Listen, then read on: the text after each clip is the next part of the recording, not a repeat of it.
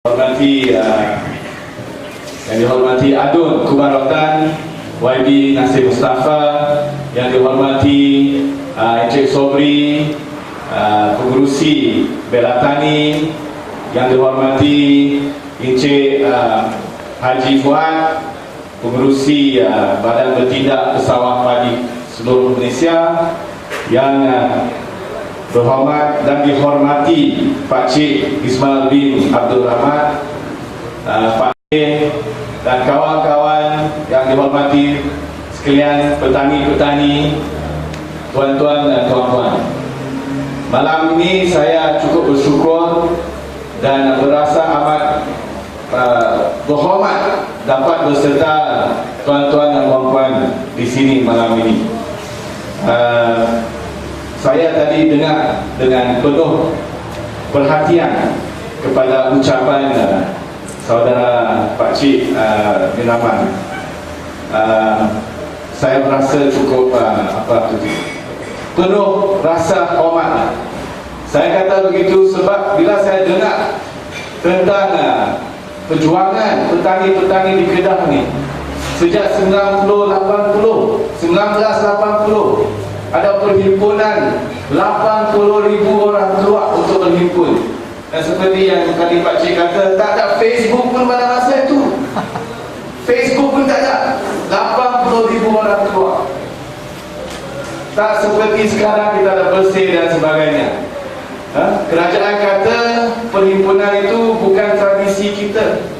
Tapi saya lihat tradisi perhimpunan pun lebih sudah start daripada 1980 di Kedah sendiri untuk membela, untuk menuntut hak-hak nasib petani-petani di Kedah.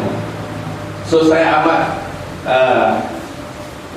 rasa berhormatlah kerana dapat mendengar cerita-cerita daripada masa 1980-an dahulu. Malam ini saya ni orang muda, orang baru dalam politik. Orang baru dalam politik, baru jadi ahli parlimen 8 bulan. Sebelum saya jadi ahli parlimen, kalau tanya isu padi, memang saya tak tahu langsung tentang isu padi. No? Tetapi selepas dalam 8 bulan ini, ada kawan-kawan bagi saya tahu, kalau you nak jadi ahli parlimen Alostar, you tak tahu tentang isu padi, jangan jadi, tak boleh jadi ahli parlimen Kota Alostar. So saya pun belajar sungguh-sungguh. Malam ni saya tak nak cakap tentang isu kangkung lah. Nanti saya cakap isu kangkung, saya nanti takut juga.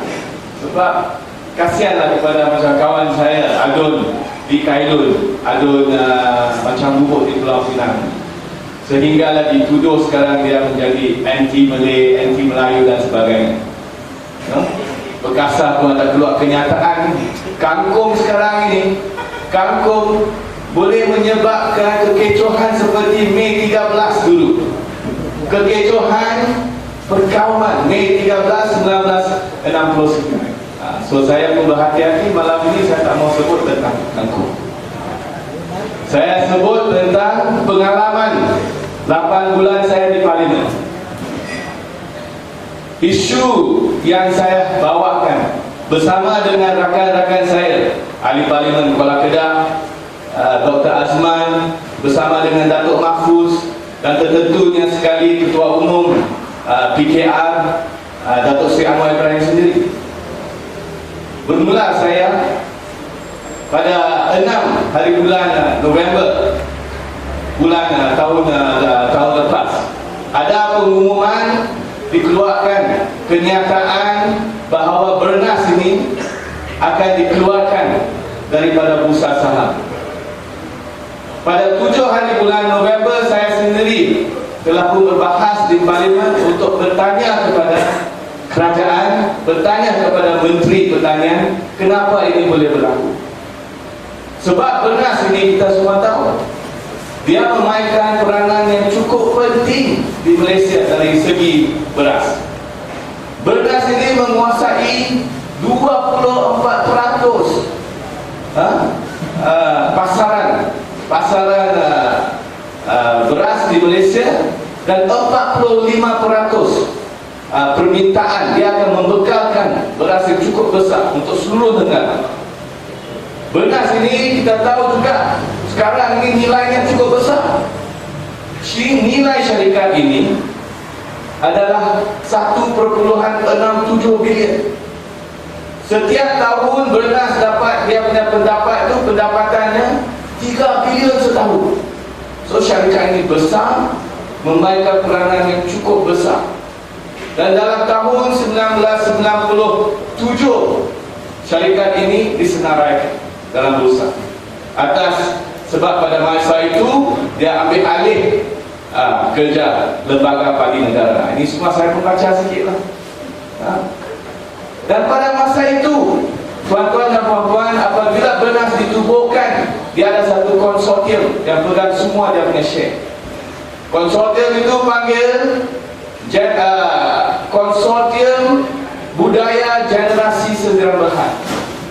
Dalam konsortium syarikat ini, dia disyorkan pada masa itu, dijaminkan pada masa itu, lebih daripada 45% pemegang saham dalam beras diberi kepada orang-orang yang mempunyai kepentingan seperti Kada, Mada, Nekmat dan sebagainya.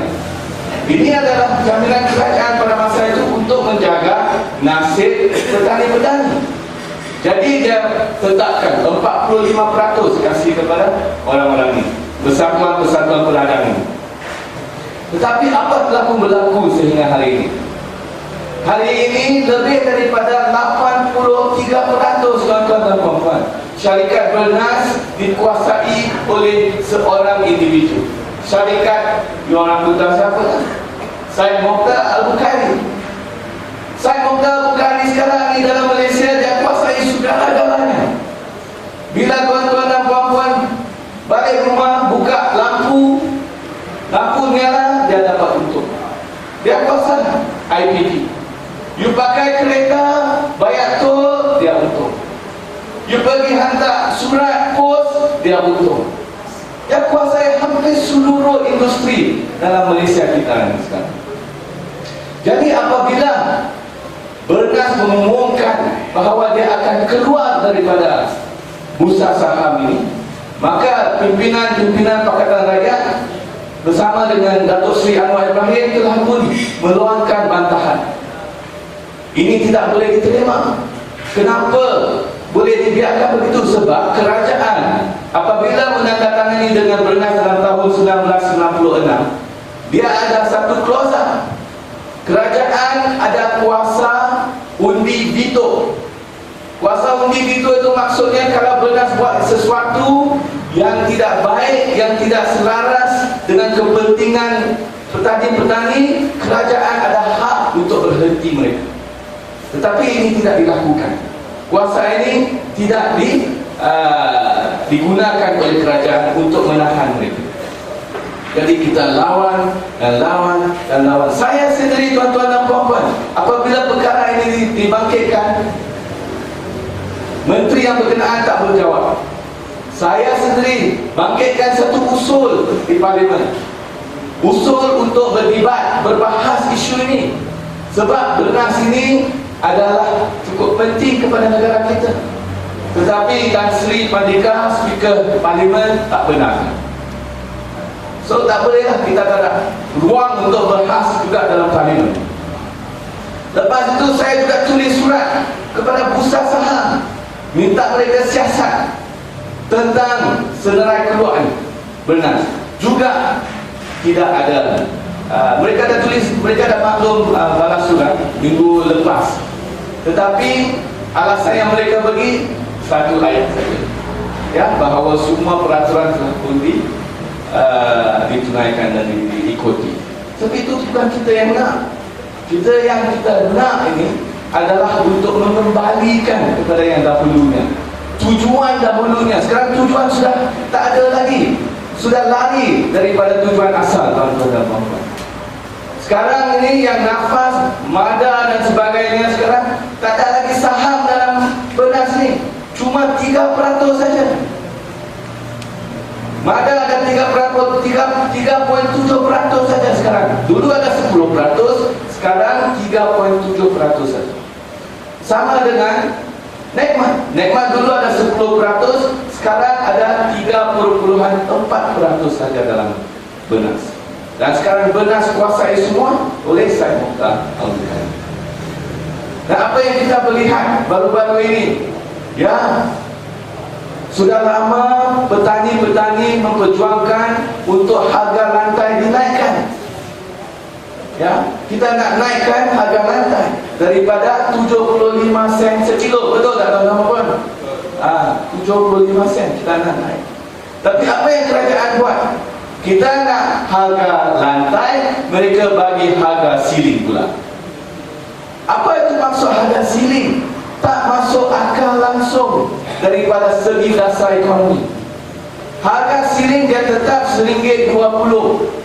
Maksudnya, kalau saya seorang petani, saya nak jual padi saya kepada pengilang lebih daripada RM1.20, tidak boleh. Tak masuk akal langsung. No? Kalau sekarang yang saya fahamkan, betulkan saya kalau saya silap, selalunya Bernas akan beli pada harga yang lebih rendah daripada pengilang-pengilang. Right? Ini adalah reality. Jadi selalunya pengilang akan offer tawar harga yang lebih tinggi. So apabila mereka menetapkan harga siling ini, siapa yang akan untung? Bernas akan untung. Bernas tak payah bersaing lagi. Sebab sekarang semua harga RM1.20. Dan kalau pengilang-pengilang nak beli dengan harga yang lebih tinggi pun tak boleh dah.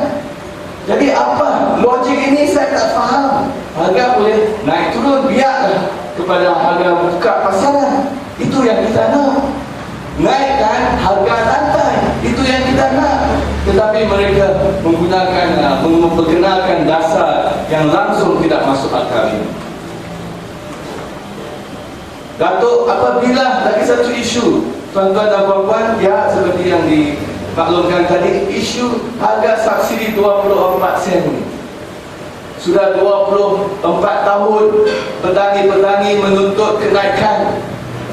Mereka menuntut kenaikan, tidak didengar sampai hari ini.